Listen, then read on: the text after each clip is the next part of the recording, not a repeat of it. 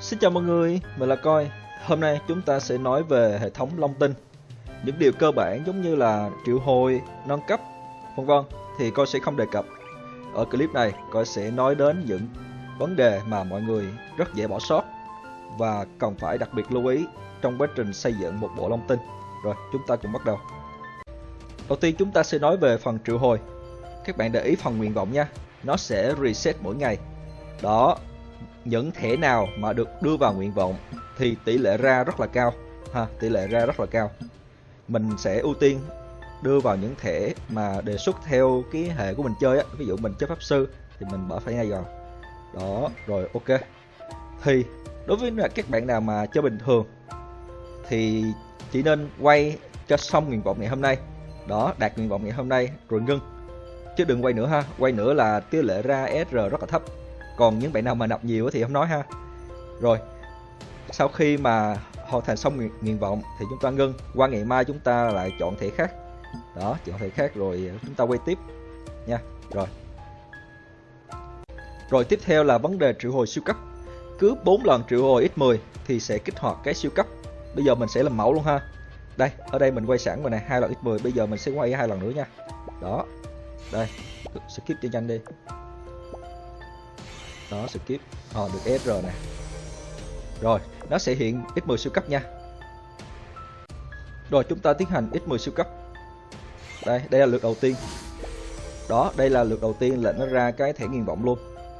Và lưu ý là chúng ta lưu kết quả bởi vì nó ra SR, lưu lại. Rồi tiếp tục. Đây, cái này là nó không có được gì hết, chúng ta bỏ qua, chúng ta không có lưu kết quả ha. Tiếp tục nè. Đây, cái này ra SR nè, chúng ta lưu kết quả. Tiếp tục. Cái này không có gì hết, chúng ta bỏ qua nha.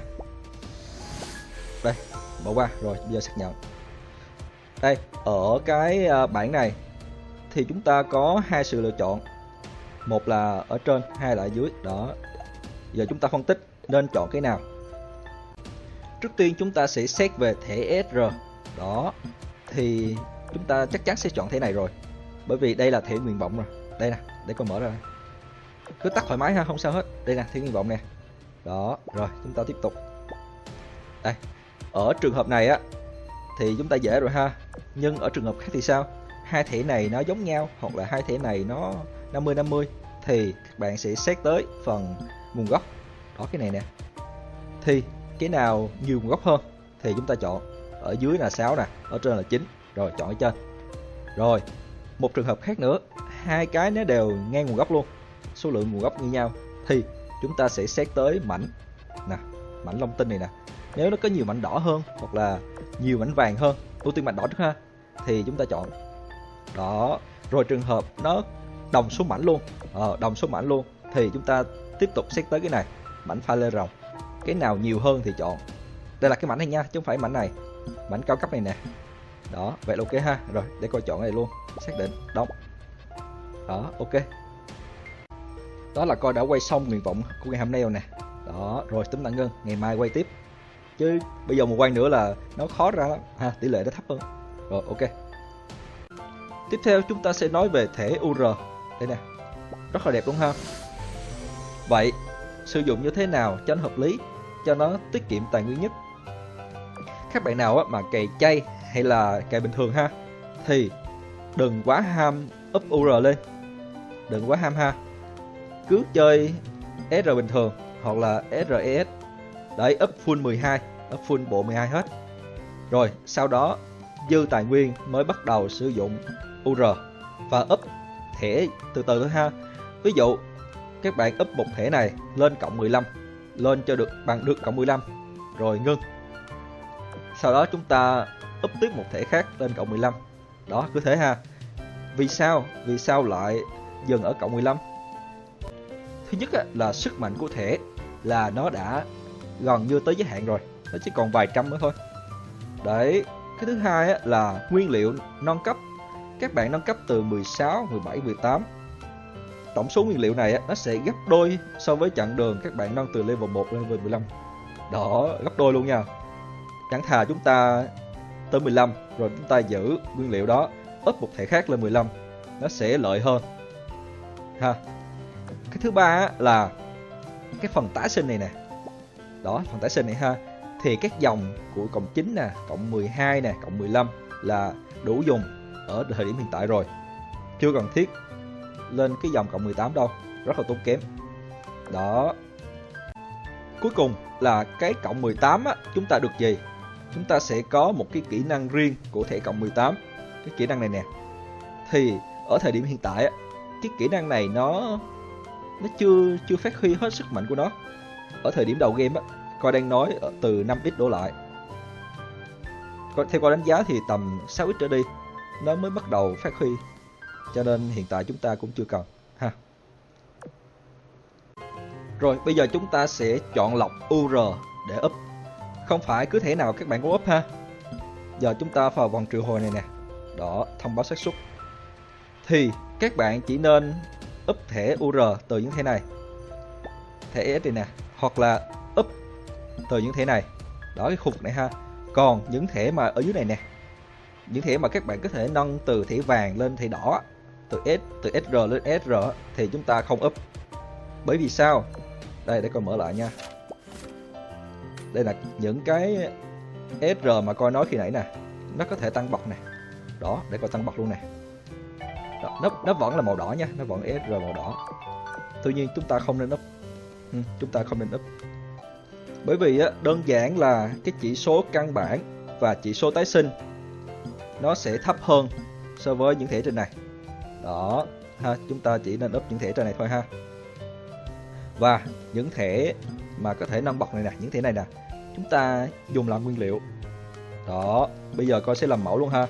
Ví dụ như coi phong cấp cái thẻ này lên đây ha. Đó, rất là đẹp ha.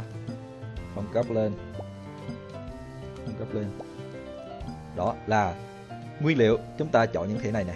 Đó, nó vẫn SR mà. Đó, cũng cho cái chọn. Rồi, phong cấp lên. Đó, vậy là ok. Đó. Và các bạn lưu ý á, một khi đã nâng lên thì chúng ta vẫn có thể giảm xuống được. Tuy nhiên, các bạn giảm á, sẽ bị lỗ một thẻ. Đó, lỗ nha. Coi là mẫu luôn. Đó, nó lỗ một thẻ nè. Và cái này á, nó sẽ mở ra ngẫu nhiên những cái con này thôi nè, những cái thẻ này thôi nè. Đó, chứ nó không mà ngẫu nhiên phía trên này đâu ha. Cho nên á, một khi đã phong cấp nâng lên thì chúng ta dùng luôn, chứ đừng có lầm nhầm rồi hạ xuống, tốn kém lắm ha. Rồi, một khi đã nâng lên được UR sẽ có thể nâng vệt sao. Đây, ấn vào. Nó sẽ còn 2SR để nâng lên. Đó, chúng ta vẫn chọn những SR bình thường này ha. Đó, rồi đột phá nè. Đấy. Rồi, đột phá xong á, nó sẽ có tụ năng sao. Tổng cộng sẽ có 10 lần tụ năng ha. Rồi, mình lưu ý cái phần tụ năng này nè. Đầu tiên nè, chắc chắn là thành công rồi nè. Vệt thứ hai á, là 80%. Đó, vẫn thành công, rất là hên ha. Này 60% nè. Ok, hên quá. Tiếp tục. Ok, bây giờ là 50% nè. Rồi, vẫn trúng, ok luôn. 45. Vẫn trúng. 40 rồi, bắt đầu tạch rồi nè. Bây giờ tạch rồi thì sao? Tạch á, các bạn sẽ có hai sự lựa chọn. Thứ nhất á, là chúng ta đi tái tạo. Có nghĩa là chúng ta phục hồi lại cái điểm này nè. Phục hồi lại. Rồi chúng ta tụ năng lại. Cái thứ hai là chúng ta đi tiếp. Đó, đi tiếp, nó kệ luôn cái điểm này đi. Đó. Thì trường hợp đầu tiên á, chúng ta sẽ tái tạo đi ha. Tái tạo rất là tốn kém luôn nha. Chúng ta tốn tiếp một cái này nữa. Đó. Và còn thêm 5 cái này, 5 cái nâng cấp này nè, nguồn gốc này nè. Coi sẽ đổi bớt đi ha. Đó, coi cho 27 nè. Đó, rồi. Lại nè. Đi tái tạo. Bỏ vào. Chọn. Đó, ok ha. Rồi, tái tạo nè. Rồi, nó đã khôi phục lại cho coi ha. Rồi, coi tụ năng lại nè. Rồi, đó, tạch tiếp. Lại chúng ta lại đi tái tạo. Đấy. Trường hợp mình không muốn tái tạo luôn, chúng ta đi tiếp vẫn được nha. Đó, bây giờ coi đi tiếp nè. Ok, tiếp tục tụ. Đó, nó lại lên. Nó lại lên. Quất luôn. Rồi tạch rồi nè. Tiếp tục. Nó lên ha. Rồi, cái mấu chốt ở đây nè. Hiện tại á, cái thẻ này là có 8 vệt sao. Cái số lượng vệt sao á, nó sẽ ảnh hưởng tới phần cộng hưởng. Đây nè, cái phần cộng hưởng này nè. Đó. tổng số vệt sao này sẽ kích hoạt cái cộng hưởng bên đây. Khi đạt đủ số sao thì nó sẽ tăng lên.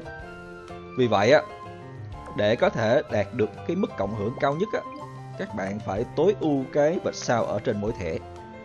Đó, ví dụ như cái thẻ này được 8 thì là cảm giác ok, nhưng mà thẻ này có 5 mà. Đây nè, vệt sao nè. Đó, thẻ này có 5 mà tạch quá trời tạch hết. Thì muốn tăng lên bắt buộc các bạn phải tái tạo. Mà khi tái tạo ở cái này nha, ví dụ như những điểm cuối này nè chúng ta đã có rồi, chúng ta đã lên được rồi, thì khi tái tạo thì nó sẽ ra sao? Tôi sẽ làm mẫu luôn nha. Rồi, tái tạo. Ok. Đó là nó xóa hết toàn bộ luôn. Xóa toàn bộ luôn. Nó chỉ giữ lại những cái hai cái đầu thôi nè. Đó là những cái nào mà nó thành công, nó chưa bị đứt quãng á. Đó là chúng ta phải tụ năng lại từ đầu. Đó, các bạn cực kỳ lưu ý vấn đề này ha. Cuối cùng chúng ta sẽ nói về phần tái sinh. Cái phần này á, thì là tẩy đó, là tẩy thẻ đó. Thì chúng ta ưu tiên tẩy thẻ ES trước. Đó, thẻ URES trước để lấy dòng chỉ số tốt nhất. Và lưu ý là cái tỷ lệ ra những cái dòng ngon á, nó có cộng dồn. Chúng ta tẩy càng nhiều, đó, tẩy càng nhiều thì cơ hội ra những dòng xanh nè, tím nè và dòng vàng là sẽ cao hơn ha. Đó, chỉ cần lưu ý vậy thôi. Rồi, nó cũng có thể tẩy cái thuộc tính vệt sao luôn. Thì ví dụ như coi chơi pháp sư đi ha, coi chơi sát thương thì sẽ tẩy đây nè, tăng sát thương nè. Đó, thay thế. Đó, vậy là ok. Đó, đơn giản như thôi ha. Rồi. Ok, clip của con đến đây là kết thúc. Nếu mọi người cảm thấy clip hay và bổ ích thì ấn like và đăng ký kênh để ủng hộ con nha. Còn bây giờ, xin chào tạm biệt và hẹn gặp lại. Bye bye cả nhà.